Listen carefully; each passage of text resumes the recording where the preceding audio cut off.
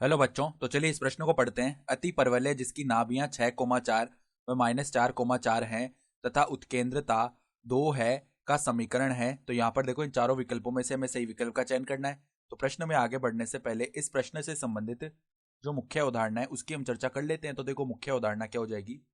अति परवलय का समीकरण देखो कैसे लिखते हैं हम। अति परवलय का समीकरण ये अगर हमें लिखना है तो देखो ये क्या होता है, एक्स माइनस एल्फा का स्क्वायर बट्टा में ए स्क्वायर माइनस में क्या आता है, वाई माइनस में बीटा का स्क्वायर बट्टा में बी स्क्वायर। और ये किसके बराबर आता है, एक के बराबर, जहां पे अल्फा और बीटा क्या है, उस अति परवलय के केंद्र है। ठीक है। और यहां पर इस प्रकार से लिखते हैं हम समीकरण को। तो अब ध्यान से देखो, सबसे पहले हमें क्या बताया हुआ है, नाभियां दी हुई हैं 6,4 और -4,4। ठीक है। तो हम जानते हैं अति परवलय के लिए जो नाभियां होती है ना, वो क्या होती है, यहाँ पर AE, 0। ठीक है। मतलब ये तो तब होती है जब जिस अति परवलय का केंद्र 0 आ रहा हो। ठीक है।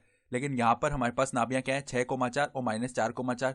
तो देखो ये नाभियां हैं 6,4 और -4,4। तो जो नाभियों के बीच का मध्य बिंदु है ना, वो क्या होता है, अति परवलय का केंद्र होता है ना। तो इनके बीच का मध्य बिंदु निकाल लेते हैं दोनों बिंदुओं के। तो कैसे निकालेंगे, x1 प्लस x2 बट्टा 2 कोमा y1 प्लस y2 बट्टा 2, यानी अल्फा कोमा बीटा का मान लिखेंगे। तो वो देखो क्या आ जाएगा हमारे पास, 6 - 4 बट्टा में 2 कोमा में यहाँ पर 4 प्लस में 4 बट्टा में 2, यानी नाभियों का मध्य बिंदु केंद्र होता है ना।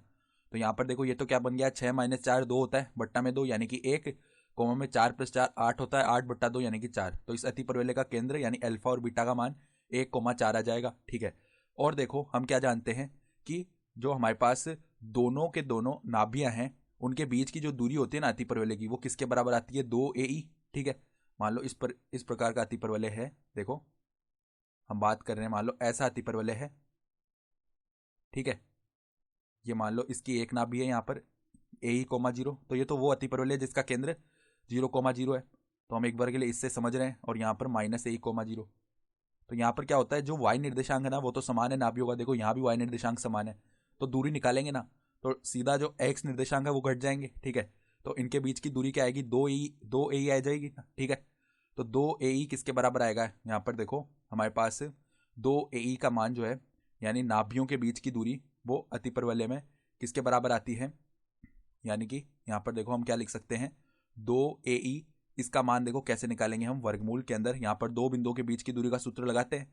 तो देखो 4 - 4, पहले देखो क्या होगा, x2 - x1 का स्क्वायर, यानी देखो 6 माइनस में -4 तो प्लस का 4 इसका स्क्वायर हो गया। प्लस में देखो 4 - 4 का स्क्वायर, तो ये तो क्या हो जाएगा, शून्य का स्क्वायर हो जाएगा। यहाँ पर 6 + 4 बनेगा 10, 10 का स्क्वायर 100 और उसका वर्गमूल लेंगे तो 10 आएगा ना। यानी ए का जो मान है ना वो किसके बराबर आ चुका है, देखो 10/2 यानी कि 5 आ जाएगा। सही है। तो अब देखो यहाँ पर ए का मान ये आ चुका है। ठीक है। तो ए का मान अगर ये आ गया है तो अब देखो हम आगे क्या कर सकते हैं। हमें सवाल में बताया हुआ है कि उत्केंद्रता जो है वो 2 है। तो किसी भी अति परवलय के लिए जो उत्केंद्रता है ई, वो किसके बराबर होती है, वर्गमूल में 1 प्लस में बी स्क्वायर बट्टा ए स्क्वायर ये होती है। तो यहाँ से अगर हम ई स्क्वायर लिखेंगे ना तो उसको हम 1 प्लस बी स्क्वायर बट्टा ए स्क्वायर लिख सकते हैं। तो ई स्क्वायर का मान क्या आ जाएगा, 4 आ जाएगा, क्योंकि उत्केंद्रता 2 है ना। तो 1 प्लस में यहाँ पर देखो बी स्क्वायर बट्टा ए स्क्वायर ये लिख सकते हैं हम। सही है। तो अब देखो हम क्या करते हैं, यहाँ पर ए बराबर 5 था ना, तो ए स्क्वायर ई स्क्वायर का मान जो है 25 आ जाएगा। अब ई स्क्वायर का मान कितना है, 4 है, यानी ए स्क्वायर का जो मान है ना वो कितना आएगा, 25 से बट्टा में 4 के बराबर आ जाएगा। अब यहाँ पर ये ए स्क्वायर का मान उठाकर रख देते हैं। तो 4 बराबर में देखो 1 प्लस में बी स्क्वायर बट्टा में ए स्क्वायर का मान क्या है, 25 बट्टा में 4। तो यहाँ पे देखो अब एक को उस तरफ भेजते हैं। तो 3 बराबर में क्या बनेगा, 4 बी स्क्वायर बट्टा में 25। तो यहाँ से अगर बी स्क्वायर का मान निकालेंगे ना तो क्या आ जाएगा, 25 या 75 बट्टा में क्या आ जाएगा, 4 आ जाएगा। तो अब अगर समीकरण लिखे ना अति परवलय का, अगर हम एच बोले अति परवलय को, तो वो हमारा समीकरण क्या आएगा, देखो एक्स माइनस एल्फा का स्क्वायर, एल्फा का मान कितना आया, 1 आया, यानी एक्स माइनस 1 का स्क्वायर बट्टा में क्या आता है, ए स्क्वायर। तो ए स्क्वायर का मान क्या है, 25 बट्टे में 4। तो बट्टा में 25 आएगा। अब जो बट्टा वाला 4 है वो ऊपर चला जाएगा। ठीक है। माइनस में देखो क्या आता है, वाई माइनस बीटा का स्क्वायर, यानी बीटा का मान 4 है ना, तो वाई माइनस 4 इसका स्क्वायर बट्टा में क्या आता है, बी स्क्वायर। तो बी स्क्वायर का मान देख लो कितना है, 75 बट्टा में 4। तो नीचे तो 75 आ गया और 4 हमारा ऊपर चला गया। ये किसके बराबर आएगा, 1 के बराबर आएगा। ठीक है।